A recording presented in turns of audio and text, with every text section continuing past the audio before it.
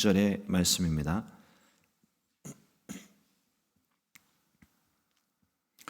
잠언 28장 25절에서 26절의 말씀 같이 한 목소리로 합독하겠습니다.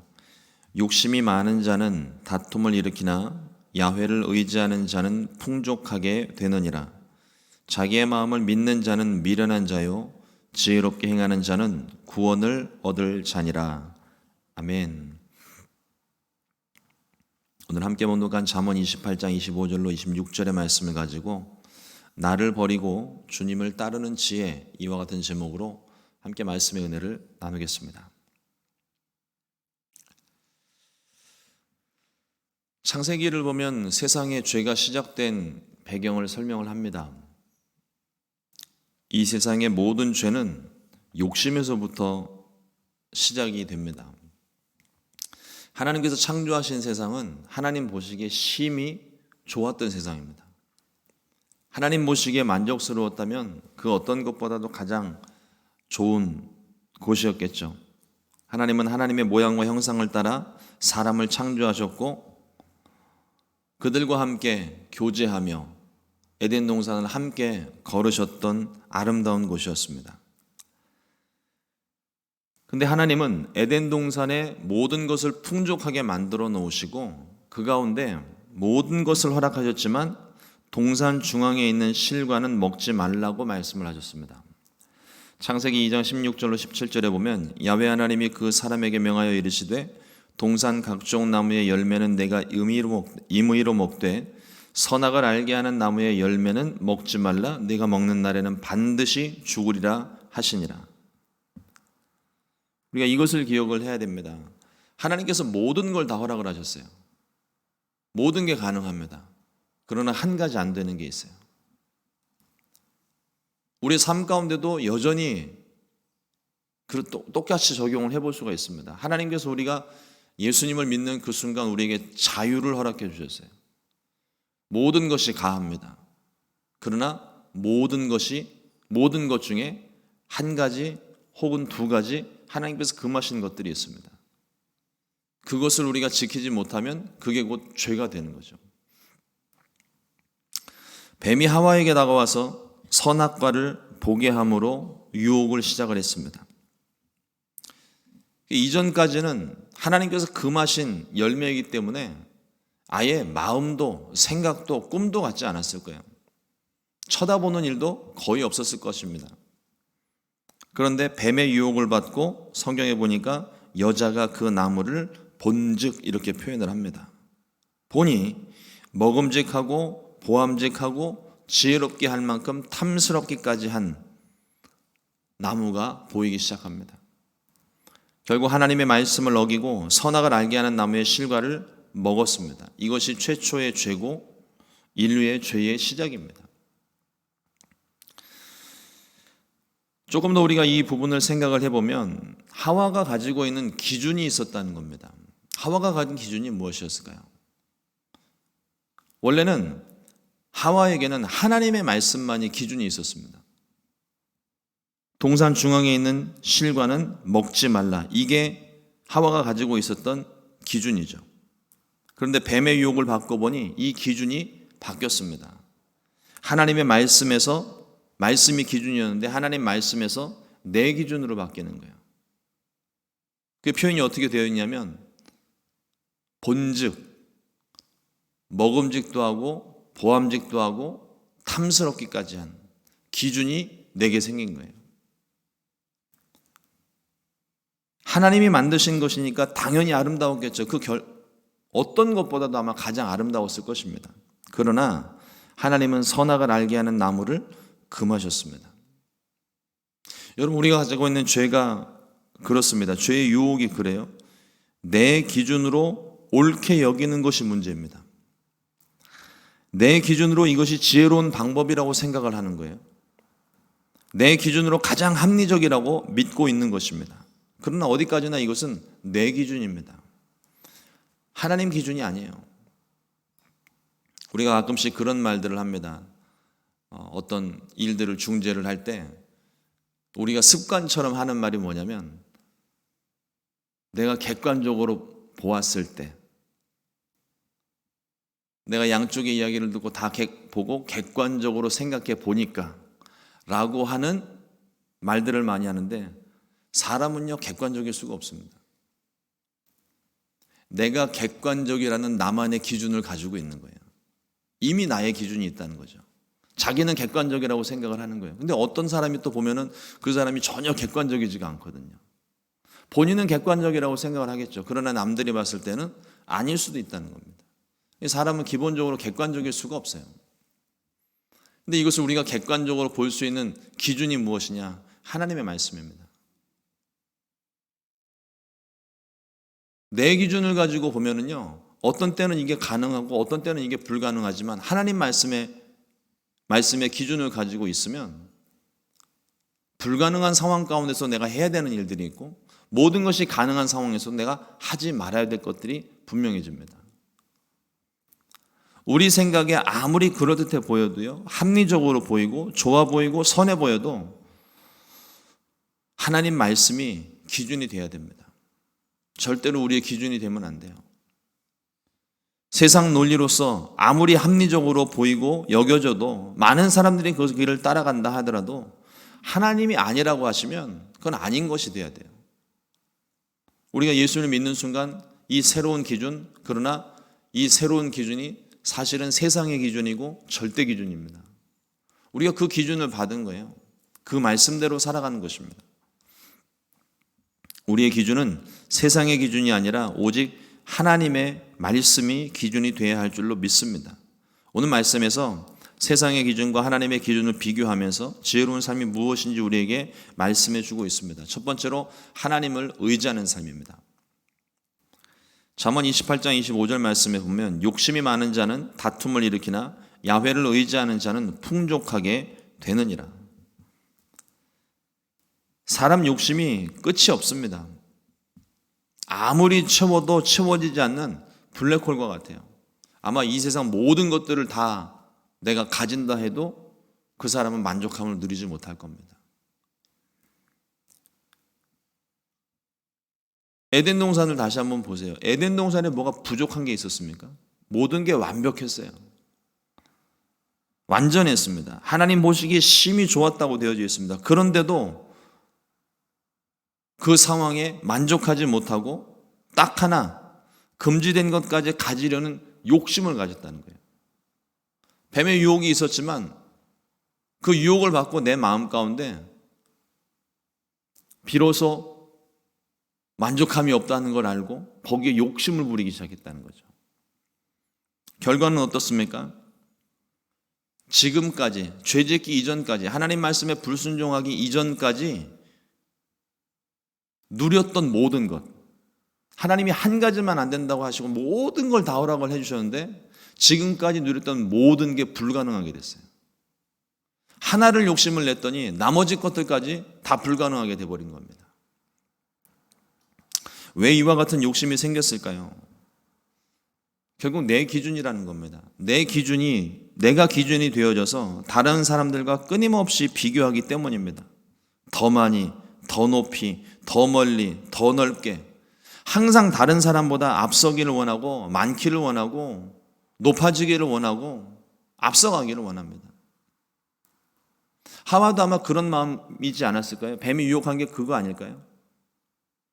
모든 게 다 가능하고 거기에 에덴 동산을 정복하고 다스리라는 권한까지 하나님께 받은 존재입니다. 그런데 뱀이 유혹한 게 뭐예요? 저걸 먹으면 내 눈이 밝아져서 하나님과 같이 되리라. 기준을 하나님에게다 둔 거예요. 그러니까 내 기준 속에서 내가 하나님보다 못한 부분을 발견한 겁니다. 그런데 저것만 먹으면 하나님처럼 될 수 있다는 욕심을 심어준 거예요.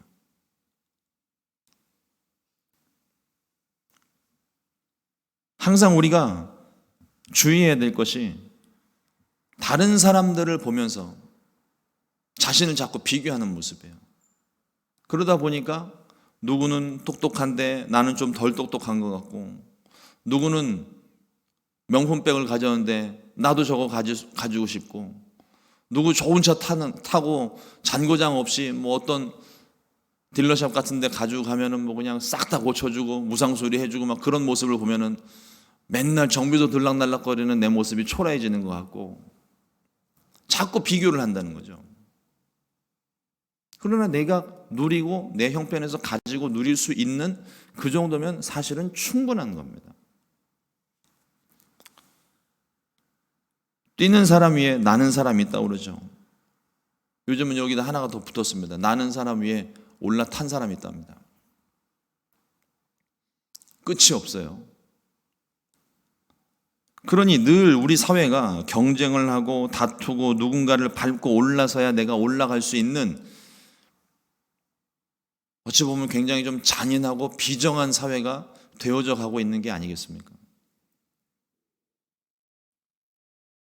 우리 옛 선조들 과거에 있었던 일들을 가만히 보면 물론 그 안에도 욕심이 있고 분쟁이 있고 다툼이 있지만 지금처럼 이렇게 치열하진 않았던 것 같아요. 남이야 뭘 하든지 말든지 그냥 내가 가지고 있는 것 가지고 부지런히 내가 할 수 있는 일들을 하고. 근데 요즘은 왜 이와 같은 일들이 이렇게 치열하고 경쟁이 심해졌을까 생각해 보니까 매스미디어 영향인 것 같아요.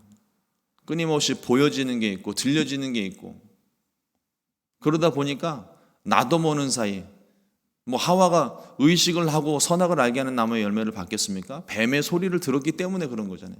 마찬가지로 우리도 지금 끊임없이 보여지는 것, 들려지는 것 있다 보니까 알게 모르게 나도 모르게 다른 사람과의 비교하는 기준점을 가지고 이제 거기서부터 불평이 시작되고, 저 사람보다는 내가 좀 나아야 되는데 자꾸 이런 생각들 하면서 자리 욕심, 권력 욕심, 명예 욕심, 또 물질에 대한 소유욕, 끊임없이 욕심이 멈추지를 않습니다.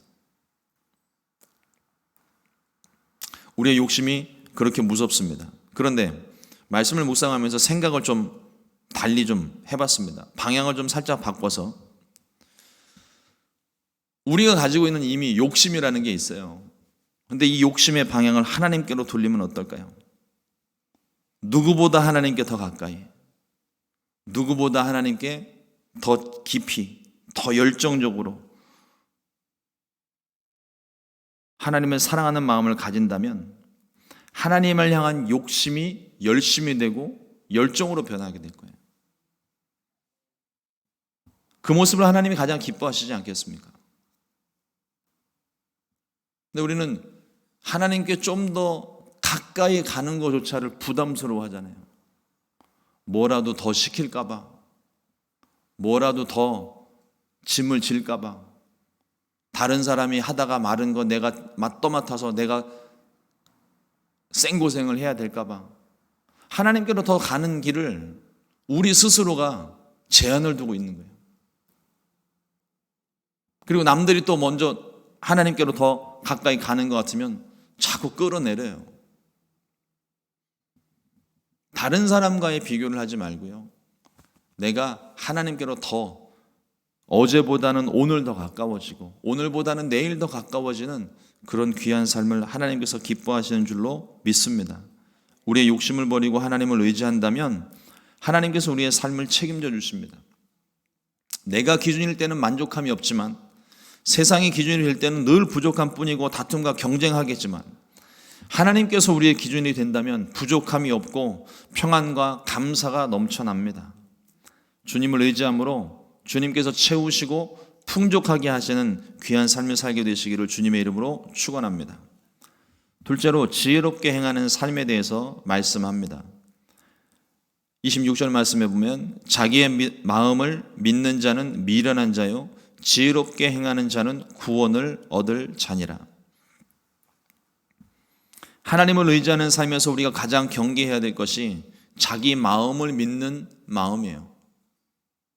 자기 마음을 믿는다는 게 어떤 것인가 하면 자기 경험, 자기 지식, 내가 가진 것을 하나님보다 더 의지하는 것.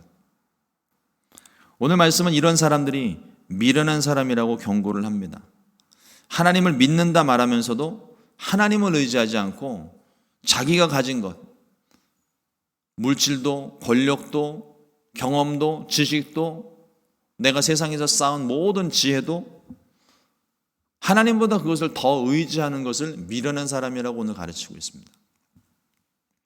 우리의 경험과 지식이 우리 삶에 도움이 되죠. 과거에 내가 경험했던 것들이 아주 나쁜 것들은 아닙니다. 하지만 우리의 경험과 지식이 전부는 아니에요. 고대 지혜자들이라고 불렸던 철학자들이 물론 기독교적인 배경 속에 아직 과학이 발달되기 전에 그 사람들이 가지고 있었던 이론 하나가 천동설입니다. 지구가 중심이 되고 태양과 별이 돌고 다 돈다는 거예요. 행성들이 돈다는 거죠. 그러니까 모든 건 지구가 중심이었었습니다. 하나님이 세상을 창조하셨기 때문에 기독교적인 16세기 태양을 중심으로 지구가 움직인다는 지동설이 제기가 되고 학문적 발전과 과학기술의 발전으로 행성과 별들을 관측하면서 이게 사실로 증명이 됩니다. 그러니까 천동설은 하늘이 움직이는 거고 지동설은 지구가 움직인다는 거예요. 오늘날 과학이 발달해서 우주선이 날아다니면서 보는 것이 무엇이에요? 태양을 중심으로 수금, 지화, 목토, 천, 해명 행성들이 돌고 있다는 거죠. 그때까지 지지를 받았던 경험과 지식은 지동설을 주장하는 코페르니쿠스 같은 사람들을 붙잡아 말도 못하게 했고 지동설을 주장하는 모든 책들을 금서로 지정하기도 했습니다. 이 사실 하나만 보더라도 우리의 경험과 지식이 얼마나 의미 없는 것인지를 잘 보여주는 사례가 아니겠습니까? 우리가 믿고 있는 건 내가 믿고 경험했고 생각했던 그 모든 것들이 그게 전부가 다가 아니라는 거예요. 근데 우리는 마치 내 경험이 최고인 것이냐. 미국에 와서 제일 많이 헷갈렸던 부분 중에 하나가 뭐냐면 미국이 와서 시작하는 거는 신분 문제부터 시작을 하잖아요. 근데 이 신분 문제 하나 해결하는데 다 변호사더라고요. 사람들마다 자기 경험들을 이야기하기 시작하는데 다 자기네들이 변호사인 거예요. 제가 계약을 하고 저의 신분을 책임져 주는 변호사님이 말씀하시는 것과 달리 제가 어떤 신분 문제로 이야기를 하기 시작하면요 10명이 앉아있으면 10명이 다 다른 얘기를 해요. 그러면서 늘 붙이는 이야기가 그겁니다. 케이스 바이 케이스라고. 사람마다 다 틀리다고. 그러니까 자기가 경험했던 걸 다 얘기해 주면서 책임은 지지 않으려고 케이스 바이 케이스래요. 나는 이랬는데 당신 경우는 조금 다를 수도 있다. 그럼 아예 말을 하지 말든지. 변호사가 법을 가지고 저하고 얘기를 해주는데 물론 변호사들도 나쁜 사람들이 있긴 있더라고요. 저도 한번 깜빡 속을 뻔했었는데 다행히 속지는 않고 잘 넘어가긴 했습니다만 우리가 가지고 있는 경험과 지식을 마치 그게 모두인 것인 양, 전부인 것인 양 착각을 할 때가 많아요. 그러나 내가 경험한 것은 전체 중에 일부분입니다. 그것이 전부가 될 수가 없어요. 지혜로운 삶은 자신의 경험과 지식을 의지하지 않고 하나님 말씀대로 순종하는 삶을 지혜로운 삶이라고 말합니다. 예수님께서 말씀하시기를 마태복음 7장 24절 말씀에 그러므로 누구든지 나의 이 말을 듣고 행하는 자는 그 집을 반석 위에 지은 지혜로운 사람 같으리니 예수님께서 말씀하신 것은 말씀을 듣고 순종하는 사람이 지혜로운 사람이라고 말씀하시는 겁니다.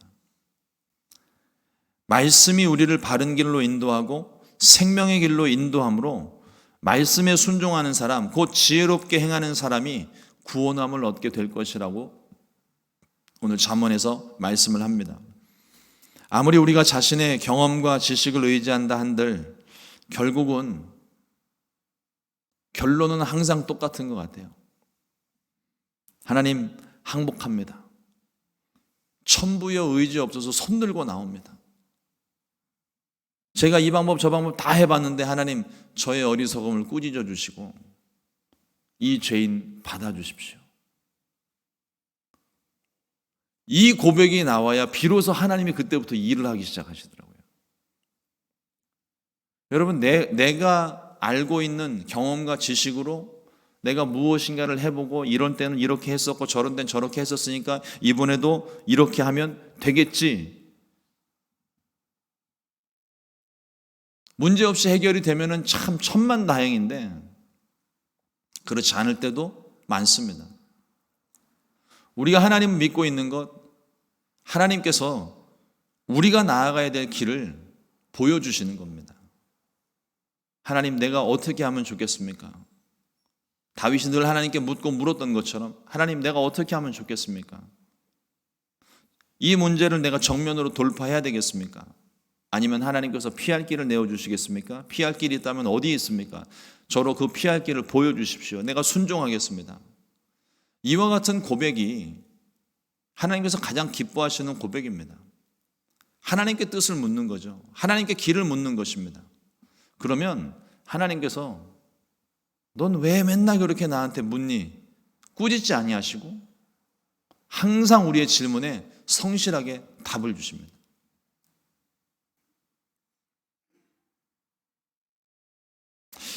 어떻게 하면 우리가 지혜로운 삶을 살 수 있을까요? 앞서 욕심을 하나님께로 향하듯 내가 의지했던 경험과 지식을 방향을 바꾸는 거예요. 하나님 말씀에 대한 경험, 내가 말씀에 순종했을 때 어떤 기적들이 일어나는지 내가 그 경험을 한 번, 두 번 갖기 시작하면은요, 그때부터는 세상이 뭐라고 해도 세상 두 쪽 나도 하나님 말씀에 순종할 수밖에 없도록 우리를 이끌어 가십니다. 그러니까 경험과 지식을, 내가 가진 경험과 지식, 그것을 세상에서 경험하는 것이 아니라 말씀에 순종하여 얻게 되는 경험, 그리고 하나님에 대한 지식을 더욱더 풍성하게 갖는 것이죠. 내가 지금까지 경험했던 하나님, 그게 전부가 다가 아니에요. 마치 신문 문제를 놓고 다 자기네들이 변호사인 것처럼 내가 만난 하나님은 이야기하는데 어떤 사람은 이렇게도 이야기하고 저렇게도 이야기하고, 꼭 그런 비유 있잖아요. 장님들이 코끼리를 다 만져봤는데 10명의 장님들이 코끼리에 대해서 내가 만져본 코끼리를 설명하는데 얘기가 다 틀려요. 어떤 사람은 앞다리를 붙잡고 나무 토막처럼 생겼다고 이야기를 하고, 어떤 사람은 코를 만지면서 무슨 막대기처럼 생겼다고, 코끼리는. 어떤 사람은 귀를 만져보면서 이 코끼리는 뭔가 평평한 것 같고 팔랑팔랑 거리는 게 뭐 이러면서 설명하기도 하고, 꼬리를 잡은 사람, 배를 만진 사람, 경험한 게 다 달라요. 근데 우리가 하나님에 대한 경험이 그렇다는 겁니다. 우리가 하나님을 볼 수 없는데 내가 삶 속에서 경험하는 하나님에 대한 경험이 다 다를 수 있습니다. 틀린 건 아니에요. 근데 그것을 마치 내가 경험한 하나님만 옳은 것인 양 주장하는 자세는 지혜로운 모습이 아닙니다. 내가 경험한 하나님, 또 우리 장로님, 권사님들이 경험한 하나님 다를 수 있어요. 그 부분을 우리가 함께 교제하면서 하나님에 대한 지식을 넓혀가는 것이고, 또 성경 가운데서 말씀을 통하여 하나님에 대한 지식을 알아가는 것. 호세아 선지자가 이스라엘 백성들에게 강력히 선포한 게 그거 아닙니까? 너희가 하나님을 아는 지식이 없으므로 이 백성이 망하게 되었다. 그러므로 야훼를 알라. 힘써 야훼를 알라. 하나님을 더 간절히 구하고 하나님을 경험할 수 있게 되기를 간절히 소망하면서 그 메시지를 선포합니다. 우리에게도 동일해요. 우리가 주님을 막연하게 아는 것이 아닙니다. 직접적으로 체험을 하고 경험을 하고 하나님에 대한 지식을 또 말씀을 통해서 얻고, 그러면서 우리의 믿음이 점점 더 성장해 나가는 거예요. 앞선 말씀에 우리가 조금 같이 연결을 시켜보자면 하나님에 대한 지식이 쌓여가면서 하나님께 더 가까워질 수 있는 겁니다.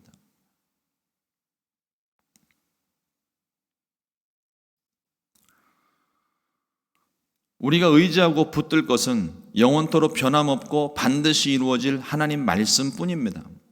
그리고 우리의 삶을 이끄시고 책임져 주시는 하나님에 대한 지식, 하나님에 대한 믿음 뿐입니다. 고린도전서 3장 18절 말씀에 아무도 자신을 속이지 말라. 너희 중에 누구든지 이 세상에서 지혜 있는 줄 생각하거든 어리석은 자가 되라. 그리하여야 지혜로운 자가 되리라.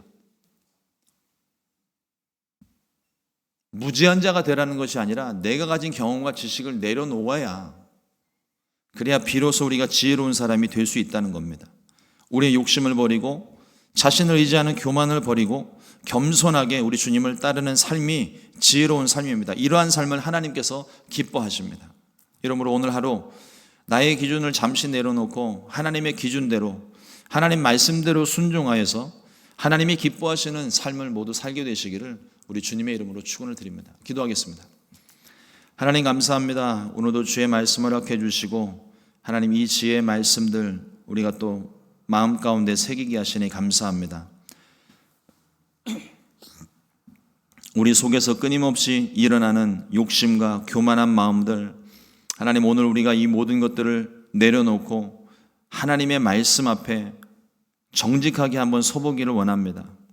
주의 말씀이 무엇을 말씀하시고 내가 어떠한 삶을 살아야 하는지 말씀에 비추어서 이제는 세상적인 기준, 내 기준이 아니라 하나님 말씀이 기준이 되는 삶으로 변화될 수 있도록 우리를 인도하여 주시옵소서. 나의 경험과 지식을 의지하지 않게 도와주시고 하나님을 경험한 것과 또 하나님에 대한 지식이 더욱더 풍성해져서 하나님을 더 깊이 알아가고 하나님께 더 가까이 갈 수 있는 귀한 삶이, 지혜로운 삶이 되기를 간절히 소망합니다. 오늘 하루 하나님께서 큰 은혜를 베풀어 주셔서 나의 삶 가운데 그 하나님을 경험할 수 있게 해주시고 그 하나님을 만날 수 있게 해주시고 말씀을 읽는 가운데, 기도하는 가운데 하나님에 대한 지식이 쌓여지는 은혜가 있게 하여 주시옵소서.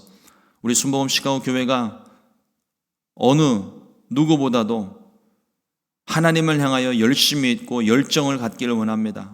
주님, 우리 흩어진 마음과 생각들을 하나로 모아주시고 우리가 더욱더 마음을 모아 하나님을 알기에 힘쓰는 교회 되게 해주시고 우리가 경험한 그 하나님, 내가 경험한 그 하나님의 놀라운 사랑을 이제는 믿지 않는 자들에게 나아가 또 마음에 상처 있는 자들, 방황하는 자들에게 나아가 그 사랑을 함께 공유하며 전하며 그들도 우리와 같은 사랑을 누릴 수 있게 만드는 귀한 일꾼 되게 하여 주시옵소서. 하나님, 오늘도 이 새벽에 주님 앞에 가지고 나온 모든 기도의 제목들을 주님께 아뢰을 때 주님께서 우리의 모든 기도를 들으시고 그 모든 상황 가운데 필요한 말씀들 허락하여 주시고 능히 피할 길을 내신다 하셨사오니 또한 피할 길을 열어주셔서 반드시 그 길로 순종할 수 있게 우리를 인도하여 주시옵소서. 연약한 육체, 병든 육체를 놓고 주님 앞에 기도하는 성도님들 계시오니 하나님 치료의 광선을 발하여 주시고 피 묻은 손으로 안수하셔서 우리의 모든 질병을 깨끗하게 고쳐주시고 주님께서 고쳐주신 치료의 흔적을 가지고 세상 가운데 나아가 하나님이 나를 치료하신 것을 선포할 수 있는 복음의 증인된 삶이 되게 하여 주시옵소서. 주님께서 오늘도 우리의 기도 가운데 함께 하시고 오늘도 우리의 삶을 이끌어 주심을 굳게 믿사옵고 예수님의 이름으로 기도드렸습니다. 아멘. 주님 가시